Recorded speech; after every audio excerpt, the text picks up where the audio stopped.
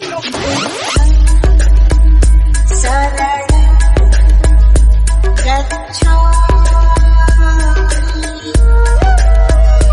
व्यक्ति था, लोगों ने उसे अंगुलिमाल नाम दिया था।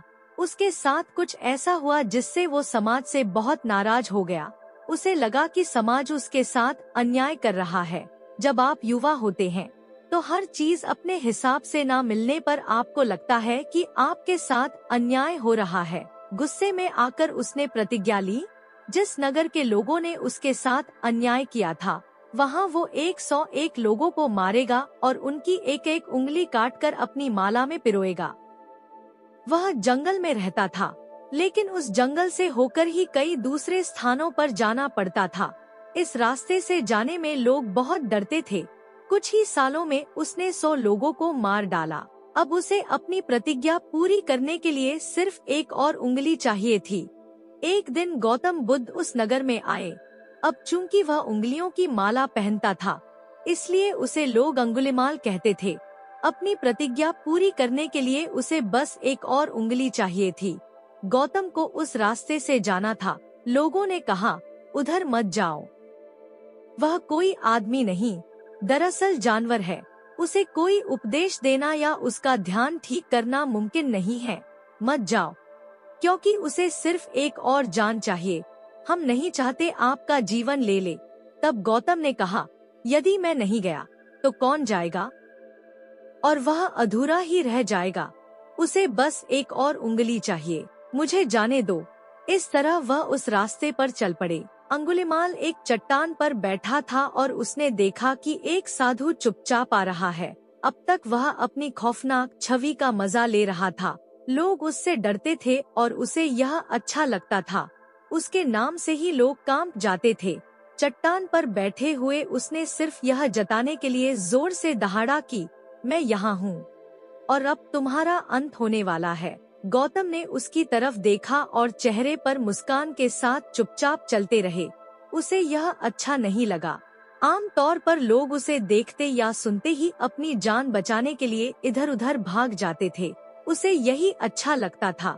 यह आदमी तो बस चल रहा था। वह चट्टान से कूद पड़ा, गौतम के सामने आया और बोला, तुम कौन मारे गए हो? क्या तुम्हें पता है मैं कौन हूँ? उसने अपनी माला यानी सारी उंगलियां उन्हें दिखाईं। क्या तुम मेरे बारे में जानते हो? गौतम ने कहा, हाँ, मैंने तुम्हारे बारे में बहुत कुछ सुना है। तो क्या हुआ? और वह चलते रहे। तुम्हें क्या लगता है तुम कहाँ जा रहे हो? जब मैं तुमसे बात कर रहा हूँ तब भी तुम जा रहे हो? गौतम ने कहा, मेरा जाना तो बहुत पहले रुक गया, मैं पहुँच चुका हूँ। तुम ही हो जो कहीं जाने की कोशिश कर रहे हो। तब अंगुलिमाल हंसा। उसने कहा, बकवास, तुम निश्चित रूप से एक पागल आदमी हो। मैं खड़ा हूँ और तुम कहते हो कि मैं जा रहा हूँ। तुम चल रहे हो और तुम कहते हो कि तुम नहीं जा रहे हो। तुम्हें क्या हो गया है? गौतम ने कहा, मैं बहुत पहले पहुँच चुका हूँ, मैं कहीं नहीं जा रहा हूँ। तुम ही हो जो कहीं जाने की कोशिश कर रहे हो, लेकिन तुम वहाँ जाने का रास्ता नहीं जानते। तुम मेरी उंगली चाहते हो या मेरी गर्दन? तुम्हारे पास पहले से ही उंगलियां हैं। तुम मेरा सिर भी काट सकते हो और यह तुम्हारे हार के लिए एक अच्छा लटकन बन जाएगा, क्योंकि मेरा काम हो चुका है, मैं पहुँच चुका हूँ। इससे कोई फर्क नहीं पड़ता कि मैं शारीरिक रूप से यहाँ हूँ या नहीं। तुम जो करना चाहते हो कर लो। मारने का आनंद तभी मिलता है जब लोग डरे हुए हों और मरना नहीं चाहते हों। जब कोई मरना चाहता है और उसे कोई फर्क नहीं पड़ता, तो इस आदमी को मारने का क्या फायदा? तब उसने कहा, रुको, तुम मुझे यह बताओ कि यह क्या है? तुम चल रहे हो और तुम कह रहे हो कि तुम पहुंच चुके हो और तुम नहीं चल रहे हो। मैं नहीं चल रहा हूँ और तुम कहते हो कि मैं चल रहा हूँ। तुम अपने तरीके से पूर्ति की तलाश कर रहे हो। 101, मैं पूर्ण हूँ। यही बड़ा अंतर है और तुम मेरी जान ले सकते हो। अगर तुम सोचते हो कि तुम पूरे हो जाओगे तो कर लो, क्योंकि मेरा काम लोगों को पूर्ण करना है। अगर इतनी आसानी से होने वाला है कि तुम बिना किसी शिक्षा के सिर्फ मेरा गला काट कर पूरे हो जाओगे, तो बस कर दो। इसमें क्या समस्या है? अच्छा चलो उस पेड़ की टहनी काट कर लाओ। तुम बड़े ही शक्तिशाली हो, ये तो यूं ही कर दोगे। अंगुलिमाल फुर्ती से टहनी काट कर लाता है। अब बुद्ध कहते हैं, जाओ अब उसे फिर से पहले जैसा जोड़ दो। अंगुलिमाल कहता है, पागल हो क्या? यह कैसे संभव है? इस पर बुद्ध बोले, अगर तुम किसी भी चीज को उसकी पहली स्थिति में ला नहीं सकते तो तुम्हें कोई अधिकार नहीं उस चीज को तोड़ने का। इस सारी हत्याएं करके तुमने अपनी सारी हदें पार कर दी हैं। अगर तुम्हें इसी से शांति मिल रही है तो एक और हत्या करो मेरी। मैं निडर तुम्हारे सामने हूँ। इस पर अंगुलिमाल को अपने किए पर शर्मिंदगी महसूस होती है और वो रोकर बुद्ध से कहता है, नहीं नहीं है तथागत, आपने मुझे मेरे इस पाप की पहचान करवाई, मुझे क्षमा कीजिए, मुझे राह दिखाए। फिर अंगुलिमाल उनका शिष्य बन गया। गौतम ने कहा, तुम्हें उस नगर में जाना होगा जहाँ से तुमने 100 लोगों को मारा है। गौतम के भिक्षुओं को भिक्षु कहा जाता था। भिक्षु का शाब्दिक अर्थ होता है भिखारी। उन्होंने उसे एक पीला वस्त्र और एक भिक्षा पात्र दिया। गौतम ने कहा, जाओ नगर में कुछ भोजन खोजो।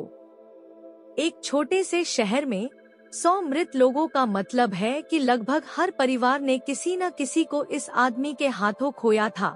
अंगुलिमाल एक भिक्षु के रूप में नगर में आया। लोगों ने यह देखा और वे भयभीत हो गए। वे नहीं जानते थे कि वह क्यों आया है। वे डर के मारे छतों पर जाकर खड़े हो गए। फिर जब उन्होंने देखा कि वह वश में हो गया है, वह पहले जैसा क्रूर आदमी नहीं रहा, तो उन्होंने उस पर पत्थर फेंकना शुरू कर दिया, क्योंकि हर परिवार ने उसे अपना कोई खोया था। फिर भी वह चलता रहा। उस पर पत्थर पड़े और वह चारों ओर से लहूलुहान हो गया। जब पत्थर फेंकना थोड़ा ज्यादा हो गया तो गौतम आए और लोगों को रुकने के लिए कहा और कहा, यह वही आदमी नहीं है, यह आदमी मेरा ही एक रूप है। तुम मुझ पर पत्थर फेंक रहे हो, बस रुको। इस आदमी को मारने का कोई मतलब नहीं है क्योंकि इस आदमी को बहुत कठिन रास्ते से ज्ञान हुआ है। अब तुम इस आदमी को मारकर व्यर्थ मत करो। अंगुलिमाल एक स्टार शिष्य बन गया और पूरे देश में घूम घूम कर बुद्ध के जीवन जीने और जानने के तरीके का प्रचार करने लगा। लेकिन वे उसे अंगुलिमाल ही कहते रहे क्योंकि उसने वे उंगलियां अपने गले में पहनी हुई थी। हालांकि उन्हें अंगुलिमाल कहा जाता रहा, लेकिन वो बुद्ध के सबसे समर्पित शिष्यों में से एक बन गए। उन्होंने हिंसा को त्याग दिया और करुणा का मार्ग अपनाया। हर जगह उन्होंने अपना भयानक अतीत साझा किया, ये बताते हुए कि किस तरह से क्रोध और घृणा ने उन्हें अंधा कर दिया था। उन्होंने लोगों को सिखाया कि क्षमा और दया ही सच्ची शक्ति है। कुछ समय बाद एक गांव में भिक्षा मांगते समय अंगुलिमाल का सामना एक महिला से हुआ। वह उसे पहचान गई।